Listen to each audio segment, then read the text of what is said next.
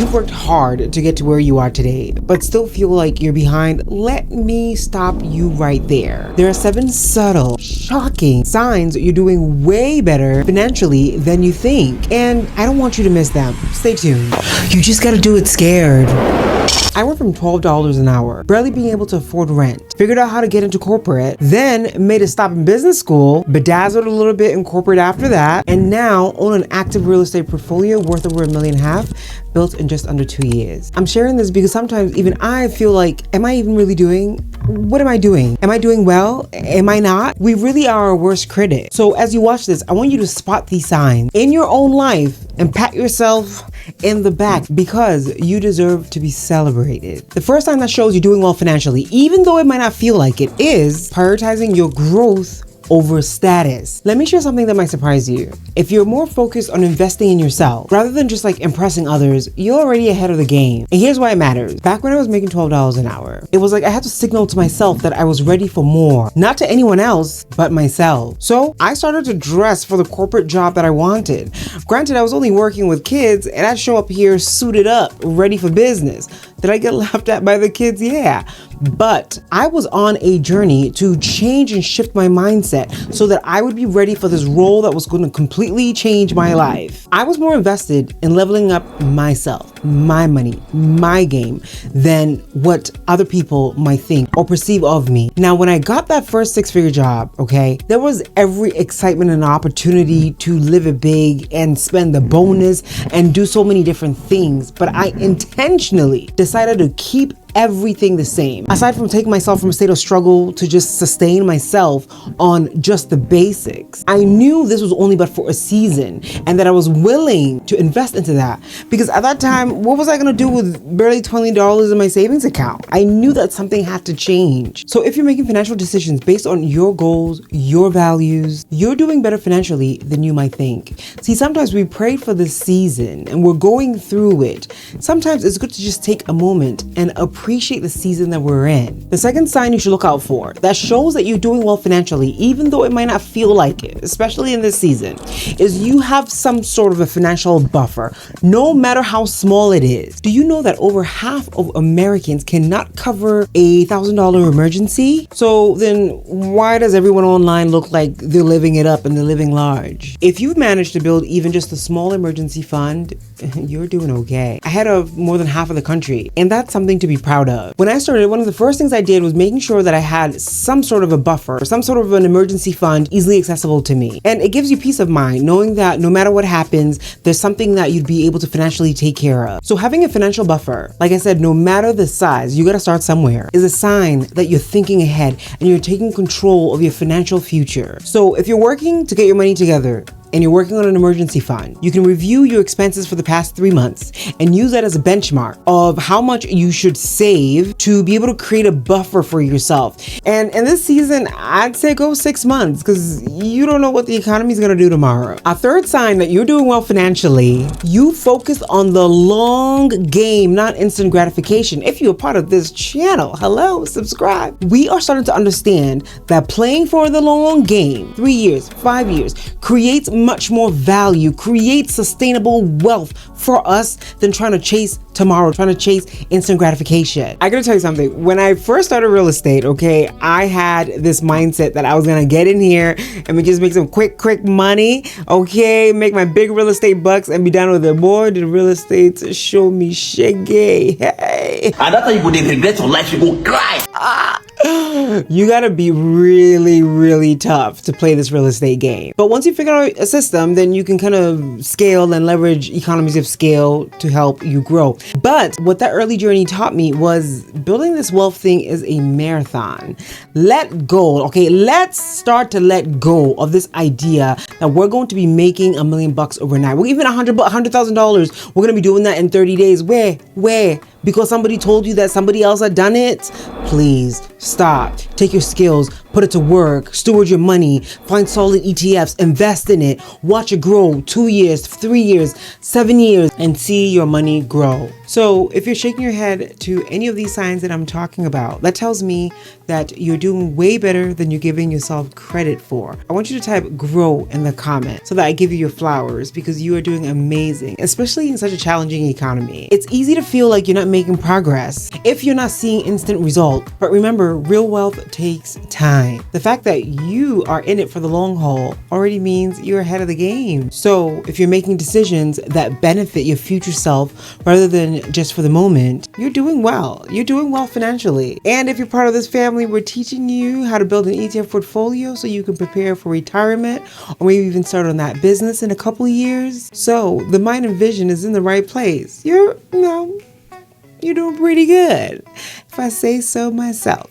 Okay, so the next sign that shows that you are actually doing okay financially is you're living below your means. I remember the layoff that happened in my first corporate job. I was preparing to go to business school, so I didn't really grasp the gravity of what it meant for somebody going from a high-paying job to basically not have any income, until I had conversations with a few coworkers of mine, and that's when it really sunk in. I had coworkers heavily concerned, like so stressed, not because they wouldn't be able to find another job. I mean, our industry was booming and you could very easily find another job with another company, but it was the stress of not being able to pay his mortgage, he says, or the stress of not being able to cover some bill, one of them says.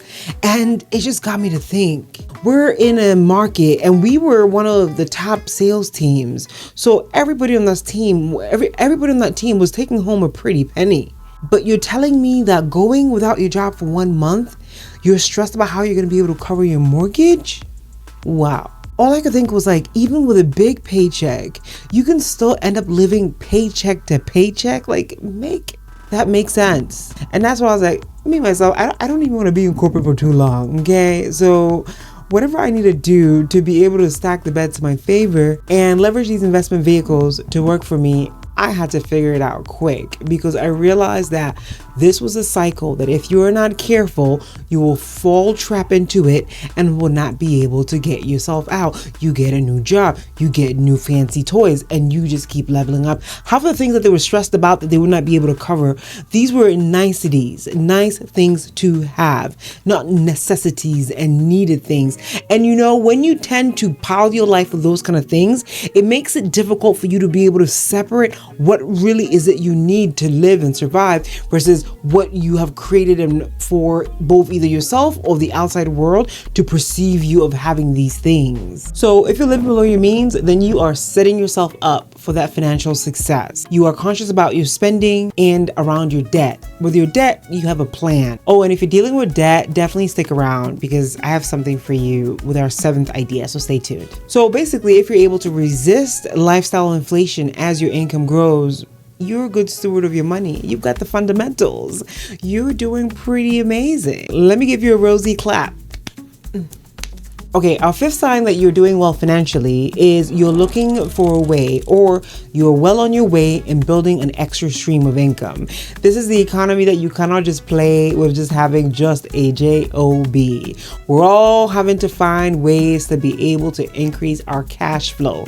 Being in the entrepreneurial space, it's just looking at other complementary services that I already offer and being able to expand it. So whether it's in construction or looking at a couple of properties and refocusing it for maybe a midterm rental to be able to increase the cash flow, just thinking of ways to continue to maximize the cash flow so that we have the income to be able to invest in ourselves. And if you're thinking that way, you're already on top of the game. So if no video changes your mind, let this be the one that gives you the realization that to win at this money game and have peace of mind with your finances, you can't just go to school, get a good job, and retire into bliss.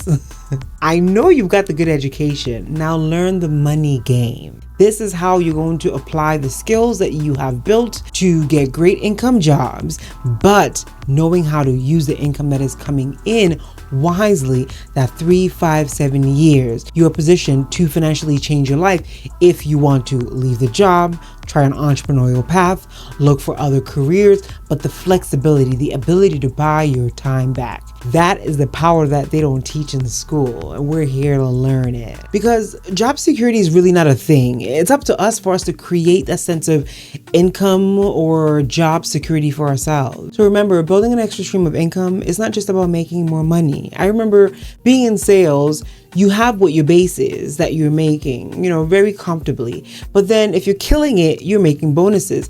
Not only did I live below my means, I acted like I wasn't even receiving any bonuses. I acted like the bonus wasn't even there. That is how I was able to dump in thousands at some point into my investment accounts, because I had all this bonus money.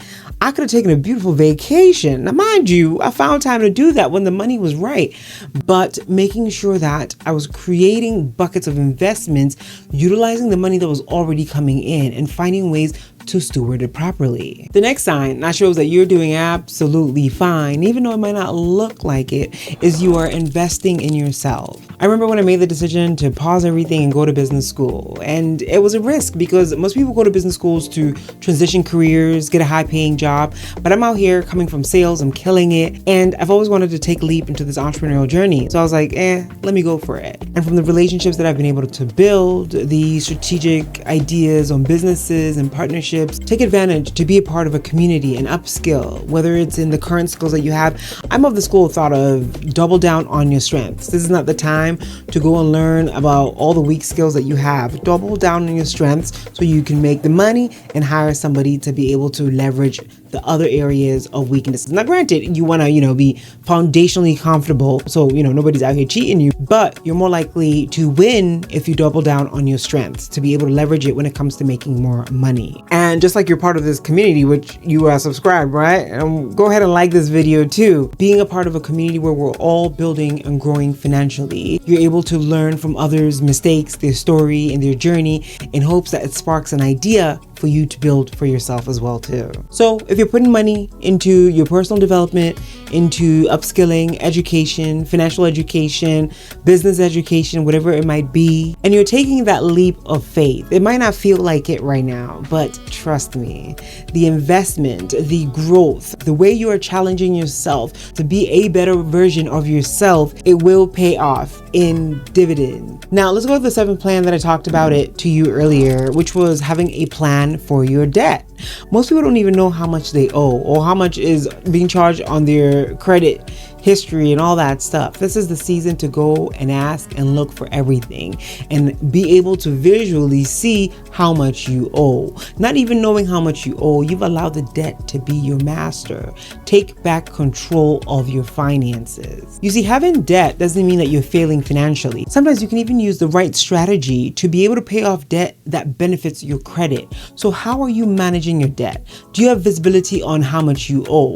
Have you been able to list everything down? Are you using a method like the snowball method to be able to pay either the largest or the smallest off, whichever one that works for your strategy? And you have to understand how debt works. I like to think like if you get this interest rate or you get this loan and the rates are in the 15s, the 20s, some crazy percent, anything above like 10% right now is quite high. But I think of it this way. Imagine if you had an investment account that was returning you 20%. I mean, who wouldn't sign up for that? That's what you're giving these loan companies. When you sign up for these cards with such high rates, you're paying for somebody's yacht. You're paying for somebody's vacation home. So it is in your favor to have a plan around what your debt looks like, how you're going to take care of it, and on top of that, finding debt that actually makes you money. What am I talking about? Looking at things like real estate, where you can get cash flow for the debt that you use to buy the asset, and hopefully the equity on the property over time as well. I want you to type grow in the comments so that I give you your flowers, because you are doing amazing. So if you're doing any of these 7 that we talked about today, okay, you've got a plan in place for any one of them. Let me tell you, you are doing phenomenal. You see, when we're coming from an environment where we don't know what good looks like, we can still be in a state of survival or panic, even when we look back and we're like, wow, Look at how far we have come. Look at all that we have accomplished. And sometimes we just need to take a moment and be like, we are doing phenomenal. We are doing amazing. And we will continue to put in that effort to see the results that we desire. Oh, you asked for an ETF guide, and I took my time, thought through my whole ETF process, and I created the Rosie Wealth Code. It is right here in the description. It's free. Go ahead. No reason not to go grab it. Grab it. Just take your time and just mull over the information and go ahead and start building your ETF portfolio. It is just that simple. Folks have reached out and wanted a more hands-on one-on-one approach. So we're working on a small cohort. And if that is something that piques your interest, I'm going to leave the link in the description as well. Go ahead and apply for our upcoming cohort class where we take you through your step-by-step personalized portfolio and strategy around building an ETF portfolio that will get you to your ultimate goal. I'm so excited and blessed not only to have you here, but I'm also excited for the journey that you are on. I'm so proud of you and believe in the next big goal that you have set for yourself, because around here, we do it scale